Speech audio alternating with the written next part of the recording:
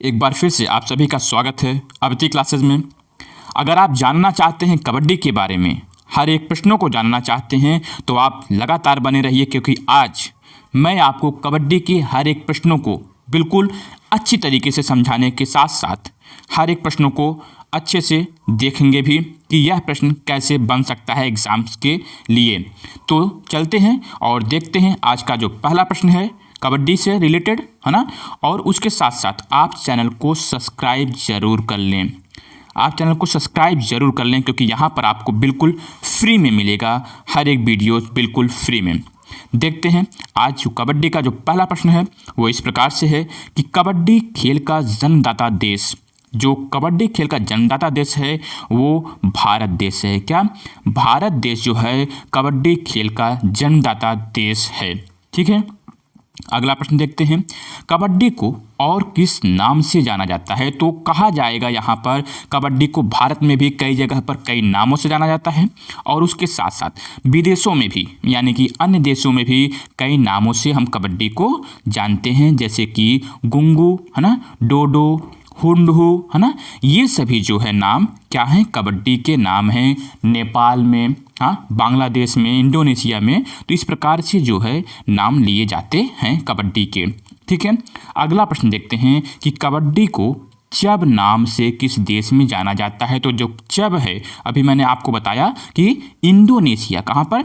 Indonesia में कबड्डी को चब नाम से जाना जाता है। चब नाम से इंडोनेशिया में कबड्डी को जाना जाता है। आई होप कि आप सभी को समझ में आ रहा होगा। आप कमेंट करके भी बताया करिए, है ना। अगला है कि भारतीय कबड्डी संघ की स्थापना कब हुई? तो जो कबड्डी संघ की स्थापना हुई थी वो 1951 और 1952, यानी कि 1951 और 52 में भारतीय कबड्डी संघ की स्थापना हो गई थी। ठीक है, अगला प्रश्न देखते हैं कि भारत में कबड्डी की प्रथम प्रतियोगिता कब आयोजित की गई? जो प्रथम प्रतियोगिता आयोजित की गई थी वो 1918 में, 1918 में यह जो है प्रथम प्रतियोगिता का आयोजन किया गया था भारत में। ठीक है, याद रखना है कि 1918 में भारत में कबड्डी की प्रथम प्रतियोगिता कहाँ पर आयोजित की गई थी? तो वह कहाँ पर आयोजित की गई थी? सतारा, महाराष्ट्र में। सतारा, महाराष्ट्र में प्रथम प्रतियोगिता 1980 में आयोजित की गई थी। किसकी? कबड्डी की। ठीक है, अगला प्रश्न देखते हैं कि विश्व में कबड्डी की प्रथम प्रतियोगिता, बात यहाँ पर विश्व की है, तो जो विश्व में 1987 में, कहाँ? 1987 में जो है प्रथम प्रतियोगिता विश्व में आयोजित की गई थी। ठीक है, प्रश्न अगला है कि विश्व में कबड्डी की प्रथम अंतर्राष्ट्रीय प्रतियोगिता, जो अंतर्राष्ट्रीय प्रतियोगिता हुई थी वो कलकत्ता, भारत में हुई थी। कहाँ पर? कलकत्ता, भारत में जो है अंतर्राष्ट्रीय जो है प्रतियोगिता का आयोजन किया गया था। प्रश्न अगला यहाँ पर कहा जा रहा है कि भारतीय कबड्डी संघ के प्रथम अध्यक्ष कौन बने थे? जो प्रथम अध्यक्ष बने थे वो बने थे एच.के. गौडबोले। एच.के. गौडबोले जो भारतीय कबड्डी संघ के प्रथम अध्यक्ष बनाए गए थे। प्रश्न अगला है कबड्डी से कि कबड्डी को एशियाई खेलों में कब शामिल किया गया? तो वह जो है कहाँ पर? वह जो है बीजिंग में। कहाँ? बीजिंग में 1990 में बीजिंग में शामिल किया गया कबड्डी को एशियाई खेलों में, है ना। आपको याद रखना है कि एशियाई खेलों में कबड्डी को 1990 बीजिंग में शामिल किया गया 1990 में। कबड्डी में अर्जुन पुरस्कार कब दिया गया था? तो अर्जुन पुरस्कार कब दिया गया? 1972 में। वो भी कौन थे? वो उनका नाम था, है ना, सच्चिदानंद करके था, है ना। तो वो जो है 1972 में अर्जुन पुरस्कार प्राप्त किए थे। क्या नाम था? सदानंद, है ना। तो सदानंद करके, यानी कि सदानंद महादेव शेट्टी, सदानंद शेट्टी नाम से, है ना। तो अगला प्रश्न वो भी है कि कबड्डी में प्रथम अर्जुन पुरस्कार किस खिलाड़ी को दिया गया था? तो वो सदानंद महादेव 1972 में। सदानंद महादेव शेट्टी, SS करके याद कर लेंगे, सदानंद शेट्टी 1972 में इनको दिया गया था। ठीक है, अगला प्रश्न देखते हैं। अगला प्रश्न यहाँ पर है कि कबड्डी में प्रथम द्रोणाचार्य पुरस्कार किस वर्ष दिया गया था? तो हाँ, वेरी गुड। यहाँ पर हम ये देखेंगे कि कबड्डी में द्रोणाचार्य पुरस्कार जो दिया गया था वो 2002 में जो है कबड्डी में द्रोणाचार्य पुरस्कार ईश्वर प्रसाद राव, किसको? ईश्वर प्रसाद राव को 2002 में कबड्डी का द्रोणाचार्य पुरस्कार दिया गया था। आगे यह कहा जा रहा है कबड्डी में प्रथम द्रोणाचार्य पुरस्कार किसे दिया गया था? तो इसके पहले भी मैं बताया आपको कि ईश्वर प्रसाद राव को जो है 2002 में द्रोणाचार्य पुरस्कार, कबड्डी का द्रोणाचार्य पुरस्कार प्रदान किया गया था। अगला यहाँ कहा जा रहा है कि कबड्डी में पुरुषों की राष्ट्रीय प्रतियोगिता कब से आयोजित किए जाने लगी? तो यह जो है प्रतियोगिता कब से? तो 1952 से। कब? 1952 से जो राष्ट्रीय प्रतियोगिता है कबड्डी का वह आयोजित किया जाने लगा। प्रश्न अगला है यहाँ पर कि कबड्डी में महिलाओं की राष्ट्रीय प्रतियोगिताएं कब से आयोजित की जाने लगी? तो जो राष्ट्रीय प्रतियोगिता है महिलाओं के लिए, जो कबड्डी में राष्ट्रीय प्रतियोगिता है वो 1995 से 1995 से जो महिलाओं के लिए राष्ट्रीय कबड्डी प्रतियोगिता का प्रारंभ हो गया था।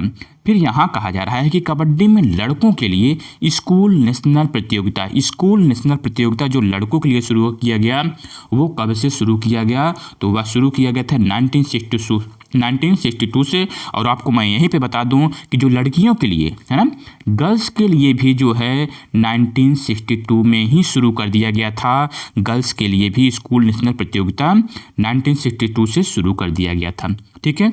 उसके बाद कहा जा रहा है कि पुरुषों के लिए कबड्डी के मैदान की लंबाई, तो लंबाई कितनी होगी? जो पुरुषों के लिए रखा गया है 13 मीटर। कितना?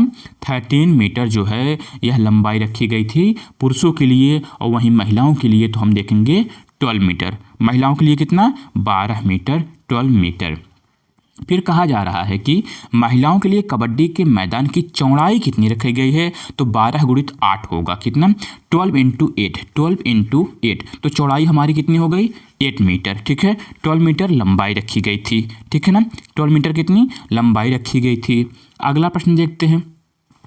अगला यहाँ है कि कबड्डी खेल में कुल कितने खिलाड़ी होते हैं? पूछा जा रहा है कुल कितने खिलाड़ी होते हैं। तो जब कुल पूछा जाए तो आप 12 लगाएंगे। कितना? 12 लगाएंगे। जब कुल कबड्डी खिलाड़ियों की संख्या पूछी जाए तो आप 12 लगाएंगे, 12 लगाएंगे। और जबकि कबड्डी खेल में कितने खिलाड़ी खेलते हैं, जब ये प्रश्न आए तो आप 7 लगाएंगे। क्या? 7 लगाएंगे जब पूछा जाए कि कबड्डी खेल में कितने खिलाड़ी खेलते हैं। ठीक है, 7 लगाएंगे, 7 लगाएंगे। फिर कहा जा रहा है कि कबड्डी में लॉबी की चौड़ाई, हाँ, वो चाहे फीमेल कबड्डी हो या फिर मेल कबड्डी हो। ठीक है, जो लॉबी की चौड़ाई होती है वो हमेशा कितनी रखी जाएगी? वो हमेशा 1 मीटर रखी जाती है। कितनी? 1 मीटर की चौड़ाई रखी जाती है लॉबी की। ठीक है, 1 मीटर की चौड़ाई रखी जाती है लॉबी की, जो कि हम इमरजेंसी में यूज करते हैं। कब? जब हमें लास्ट में जब हम स्ट्रगल करते होते हैं कबड्डी में, तब जो है लॉबी का यूज कर सकते हैं। फिर कहा जा रहा है कि कबड्डी में मध्य लाइन से बक लाइन की दूरी, क्या कहा जा रहा है? मध्य लाइन से बक लाइन की दूरी। अब जो है यहाँ पर यह नहीं बताया गया कि पुरुषों के लिए कि महिलाओं के लिए। अब मैं आपको यहाँ पर बता देता हूँ कि जो पुरुषों के लिए है वो 3.75 है। कितना? 3.75 है। अगर महिलाओं के लिए पूछा जाए तो 3 मीटर है। ठीक है, 3 मीटर है महिलाओं के लिए और पुरुषों के लिए 3.75 है। ठीक है, आपको याद हो गया होगा। आगे देखते हैं कि कबड्डी में मध्य लाइन से बोनस लाइन की दूरी। देखिए, कबड्डी में कहा जा रहा है मिडल लाइन से। ठीक है, मिडल लाइन से बोनस लाइन की दूरी, है ना। तो अब देखिए, इसके पहले मैं कितना बताया था? 3.75 बताया था, है ना। 3.75 आपको क्या बताया था? कि बक लाइन की दूरी होती है। अब बोनस लाइन वहीं से 1 मीटर की होती है। कितनी? 1 मीटर की जो है बोनस लाइन होती है। तो कितना हो जाएगा? 4.75 मीटर। कितना? 4.75 मीटर यहाँ पर सही होगा। ठीक है, अगला प्रश्न देखते हैं। अगला कहा जा रहा है कि कबड्डी में एंड लाइन से, हाँ, कबड्डी में एंड लाइन से बोनस लाइन की दूरी कितनी होती है? क्या है? कबड्डी में एंड लाइन से बोनस लाइन की दूरी कितनी होती है? तो आप ये बताइए, है ना। एंड लाइन से, है ना, एंड लाइन से बोनस लाइन की दूरी हमें बताना है। तो 1.75 मीटर तो ये हो गई, है ना।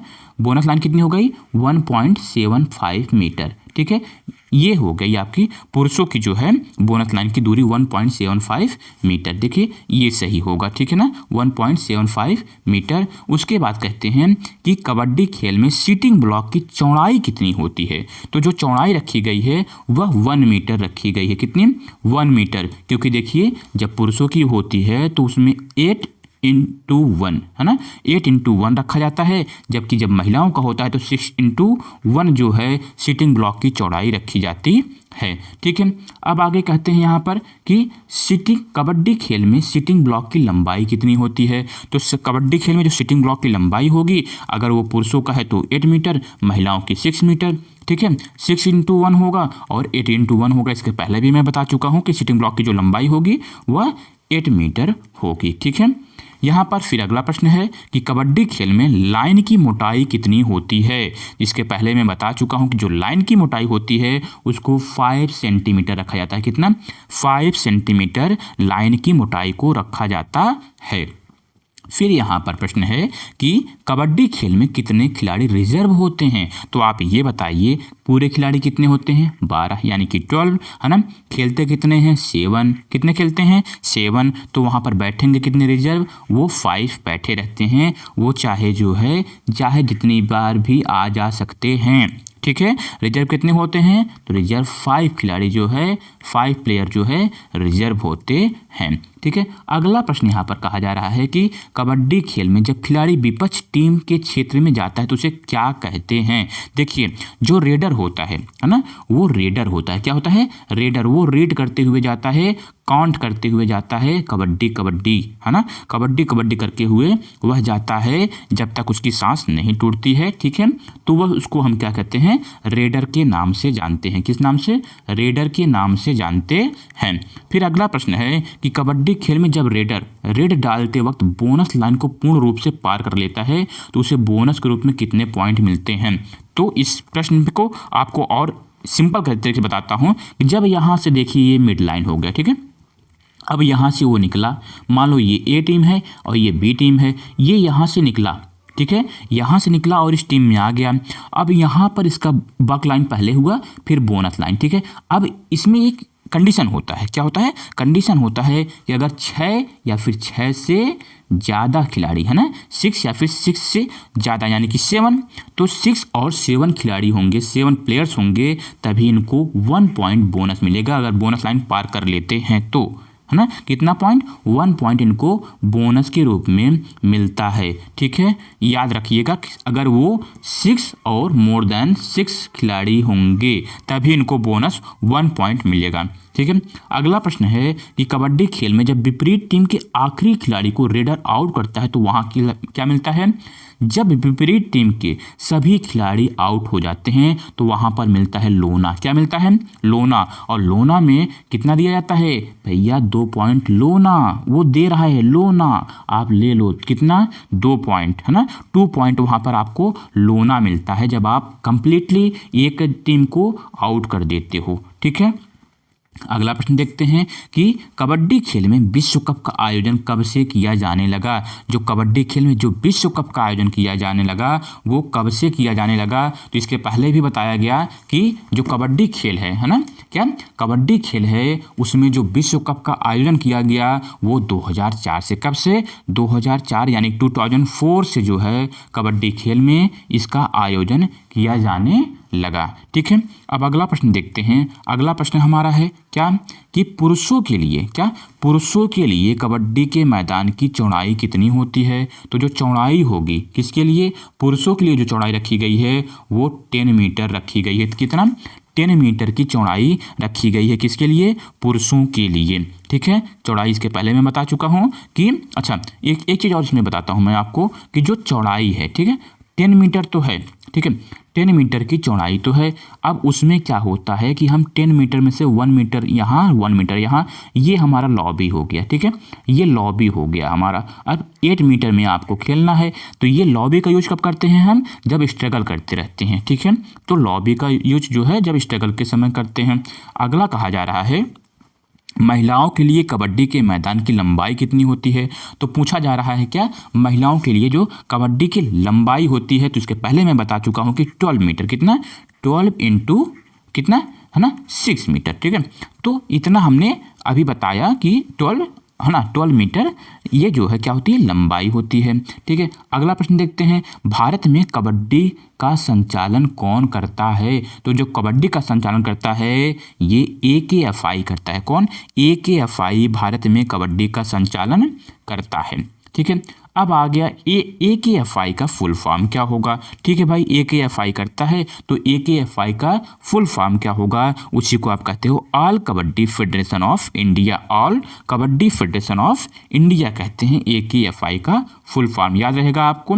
तो और इसके बाद कहा जा रहा है कि ये बना कब? AKFI यानी कि ऑल कबड्डी क्या, all kabaddi federation of India का निर्माण कब हुआ? इसको कब बनाया गया? तो यह कब बनाया गया? यह 1973 में। कब? 1973 में all kabaddi federation of India को बनाया गया, ठीक है।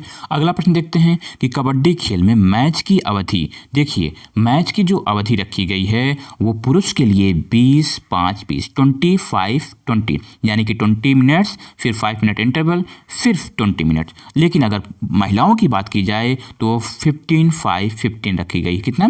15, 5, 15 रखी गई है महिलाओं की अवधि, ठीक है। अगला प्रश्न है कि कबड्डी विश्व कप कितने वर्ष के अंतराल के पश्चात आयोजित किया जाता है? जो कबड्डी का विश्व कप होता है वो कितने साल के अंतराल पे रखा गया है? तो वह कितने, कबड्डी को जो है 3 वर्षों के अंतराल पर कराया जाता है ना। कितने वर्षों पर? 3 वर्षों के पश्चात जो है आयोजित किया जाता है।